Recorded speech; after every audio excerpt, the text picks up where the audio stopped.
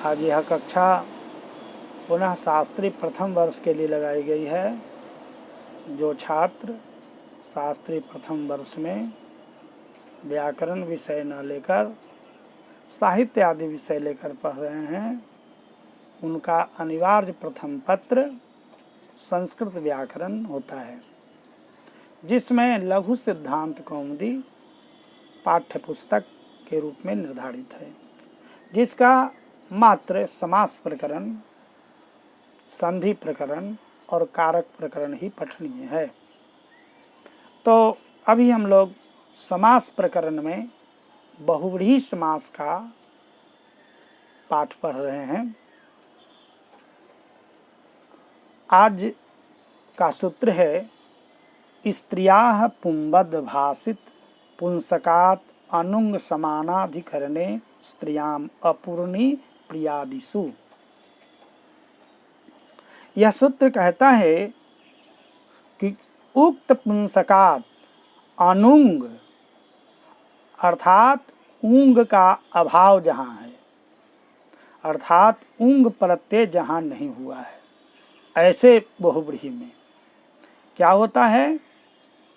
ऐसे बहुव्रीहि में, बहुव्रीहि समास में स्त्री संज्ञक जो पद है उसका पुंबद भाव हो जाता है।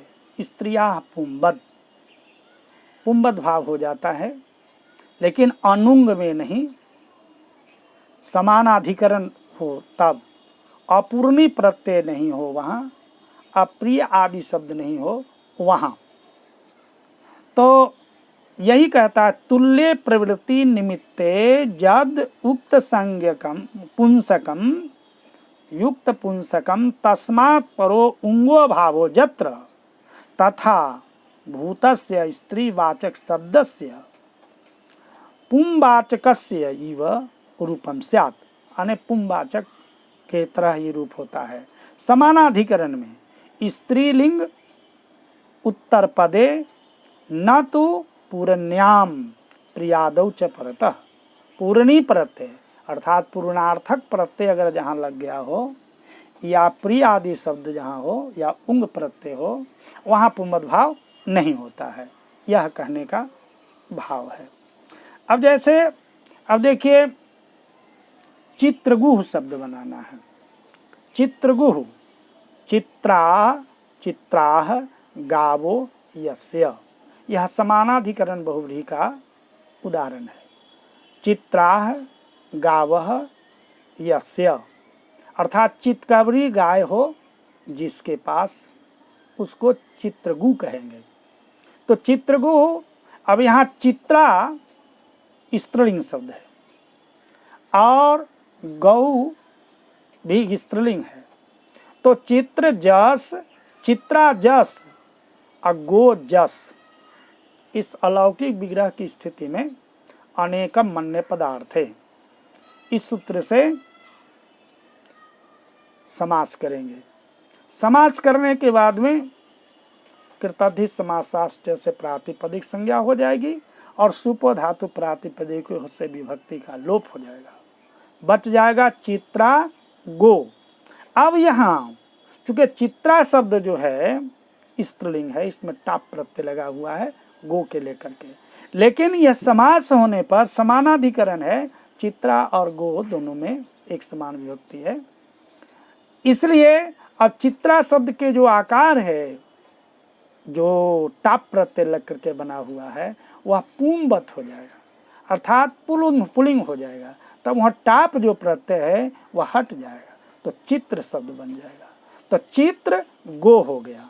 इसके बाद गो शब्द की एक विभक्ति चापूर्व निपाते, इस सूत्र से उपसर्जन संज्ञा होगी और उपसर्जन संज्ञा हो जाने पर गो स्त्री रूप सर्जनस्य, इस सूत्र से ह्रस्व हो जाएगा। तो गो में जो ओ है उसका ह्रस्व होगा तो ऊ हो जाएगा। तो चित्रा का आकार पहले लोप हो गया पुंबद भाव होकर के, और गो का जो ओकार था वो ह्रस्व होकर ऊ बन गया, तो चित्रगु बन गया। इसके बाद पुनः विभक्ति आदि कार्य करके चित्रगुह बनाएंगे। चित्रगुह का मतलब चितकबरी गाय हो जिसके, चितकबरी गाय जिसकी हो उस व्यक्ति को चित्रगु कहेंगे। अन्य पद के अर्थ में प्रधान हुआ समास हुआ है। तो यहाँ आपने देखा कि पुंबद भाव हो जाता है। उसी तरह से बहुत सारे शब्द हैं। दत्ता परीक्षा येन, दत्ता परीक्षा येन, जिस बालक के द्वारा परीक्षा दी गई, तो दत्ता का जो आकार है स्त्रीलिंग वह क्या हो जाएगा, टाप ह्रस्व हो जाएगा, पुंबद भाव हो जाएगा, तो दत्त बन जाएगा। और परीक्षा का जो आकार है उसका गो स्त्रीय रूप सर्जनस्य से क्या हो जाएगा, ह्रस्व हो जाएगा, तो अ में बदला, तो दत्त परीक्षा बन जाएगा। और इसके बाद विभक्ति आदि कार्य करके दत्त परीक्षा, अर्थात उस बालक को कहेंगे जिसने परीक्षा दे ली है। इस तरह से शब्द बनते हैं। आगे यहाँ एक बात और बताए, उदाहरण देते हैं। रूपवती भार्या यस्य, रूपवती भार्या यस्य माने रूपवती भार्या हो जिसकी, उस पुरुष को कहेंगे रूपवद भार्या। तो यहाँ रूपवती भार्या, अब रूपवती प्रथमांत अभार्या प्रथमांत, ये दोनों पदों का अनेकम मन्य पदार्थ है। इस सूत्र से समास होता है। समास होने के बाद कृतधित समासाश्च से प्रातिपदिक संज्ञा होती है और सुपो धातु प्रातिपदिके से विभक्ति का लोप हो जाता है। तो रूपवती भार्या, और रूपवती में जो इकार है वह स्त्रीलिंग का द्योतक है, इंगित प्रत्यय हुआ है, उसका यहाँ पुंबद भाव होगा तो लोप हो जाएगा, तो रूपवत शब्द हो जाएगा, रूपवत भार्या।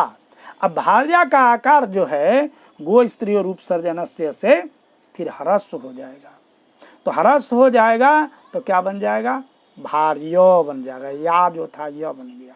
और रूपवत का जो त है झलाम जस्वंत से जस्त होकर द बन जाएगा, तो रूपवद भार्य। अब पुनः विभक्ति ला करके हम लोग इसको बनाएंगे रूपवद भार्य। अने रूपवती भार्या जिस व्यक्ति को हो उस व्यक्ति को कहेंगे रूपवद भार्य। अब यहाँ कहते हैं कि भाई ऊंग प्रत्यय होगा वहाँ ह्रस्व नहीं होगा। कहा कि जैसे बामोरु भार्या, बामोरु भार्य, अर्थात बामोरु भार्या यस्य, बामोरु, बामोरु भार्या यस्य, बामोरुसु भार्यासु। बामोरु शब्द में ऊंग प्रत्यय हुआ है, अने बामा उरु अने जांग वाली और सुंदर जांग वाली भार्या।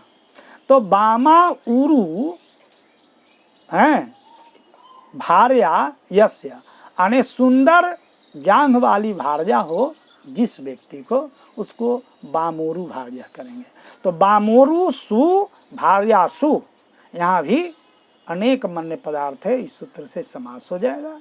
समास के बाद विभक्ति का लोप हो जाएगा। कृतधित समासाश्च सुपो धातु प्रातिपदिकों से विभक्ति का लोप। प्रक्रिया यही है, पहले हम लोग समास करते हैं, इसके बाद प्रातिपदिक संज्ञा करते हैं, इसके बाद विभक्ति का लोप करते हैं, तो बामोरु भार्या बन गया। अब बामोरु शब्द में जो स्त्री का द्योतक ऊंग प्रत्यय है उसको ह्रस्व होना चाहिए, तो कहा नहीं, सूत्र में पहले ही कहा अनुंग, ऊंग को छोड़कर, ऊंग को ह्रस्व नहीं हो। स्त्री का वाचक ऊंग प्रत्यय होता है। टाप, चाप, डाप, इंगीप, इंगीस और इन, इंगिन, ये 7 प्रत्यय होते हैं। तो ऊंग प्रत्यय जहाँ रहेगा ऊंग प्रत्यय को ह्रस्व नहीं होगा, इसलिए बामोरु रह जाएगा। अब भार्या शब्द है, तो भार्या शब्द जो है उसका तो एक विभक्ति चापुर निपाते से उपसर्जन संज्ञा होगी, और उसके बाद गो स्त्रियो रूप सर्जनस्य से उपसर्जन संज्ञक जो स्त्री प्रत्यांत शब्द है उसका ह्रस्व हो जाएगा, तो भार्या का आकार अ बन जाएगा, तो भार्य हो जाएगा। और उसके बाद विभक्ति आदि कार्य करके बना लेंगे बामोरु भार्य। इसी तरह से कहते हैं कि पूर्णी प्रत्यय जहाँ हो वहाँ भी ह्रस्व नहीं होता है, हैं? वहाँ जहाँ पूर्णी प्रत्यय होगा वहाँ भी ह्रस्व नहीं होगा। जैसे अब देखिए कल्याणी पंचमा, कल्याणी कल्याणी पंचमा रात्रयः, ये बनता है कल्याणी पंचमी, कल्याणी पंचमी यासाम रात्रि नाम। अने रात्रि तो बहुत हैं, उन रात्रियों में कल्याण कारक पंचमी रात्रि हो, उस रात्रि को क्या कहें, कल्याणी पंचमा। तो कल्याणी में जो शब्द है, कल्याणी पूरणी है, प्रत्यय लगा हुआ है, पंचम पंचमा, पंचम शब्द है, पंचम शब्द में पूर्णार्थक प्रत्यय है। तो पूर्णार्थक प्रत्यय परे में हो तो वहाँ पर ह्रस्व यानी पुंबद भाव नहीं होता है। तो कल्याणी के इकार जो है पुंबद भाव नहीं होगा, तो वो जैसे है वैसे ही कल्याणी पंचमा रह जाएगा। रात्रि बहुवचन है इसलिए ऐसा होगा। उसी तरह से अने अप्रियादिषु कल्याणी प्रिया यस्य, कल्याणी प्रिया यस्य, अनेक कल्याण करने वाली प्रिया माने पत्नी हो जिस पुरुष को, उसको कहेंगे कल्याणी प्रिया। अब यहाँ कल्याणी में जो स्त्री का द्योतक कल्याणी है उसका पुंबद भाव नहीं होगा, चूंकि प्रिय शब्द परे में है, नहीं होगा। तो कल्याणी प्रिया हो गया। अप्रिया के आकार को हम पुनः गो स्त्री रूप सर्जनस्य इस सूत्र से ह्रस्व कर देंगे, तो कल्याणी प्रिय बन जाएगा। उसके बाद विभक्ति आदि कार्य करके कल्याणी प्रिया बनाएंगे। तो इस तरह से हम लोग समझे कि पुंबद भाव हो जाता है पूर्व पद का, लेकिन वह अगर ऊंग प्रत्यांत हो तब नहीं, टाप चाप डाप का हो, इंगीप इंगीस इंगीन का हो तो ह्रस्व पुंबद भाव हो करके वो सब हट जाएगा, लेकिन ऊंग प्रत्यय का होगा तो नहीं होगा। इसके बाद कहा कि पूरन प्रत्यार्थ, पूरन अर्थ का वाचक प्रत्यय अगर शब्द के अंत में लगा हुआ, वो शब्द अंत में हो तब भी वहाँ पुंबद भाव नहीं होता है। कल्याणी पंचमा में पंच शब्द के अंत में मठ प्रत्यय होकर के, पूर्णार्थे मठ प्रत्यय होकर के पंचमा बनता है, अर्थात पांच नहीं पांचमा, जहाँ 1 2 3 4 5 उसको कहते हैं पंचमा कहते हैं। स्त्रीलिंग में पंचमा रात्रि के लिए बन गया पंचमा। तो इस तरह से अने पूरन प्रत्यार्थक प्रत्यय परे में हो या प्रिय आदि शब्द परे में हो तब वहाँ ह्रस्व नहीं हो, पुंबद भाव नहीं होगा। तो ये बात जानना है। पुनः अगली कक्षा में मिलेंगे। ओ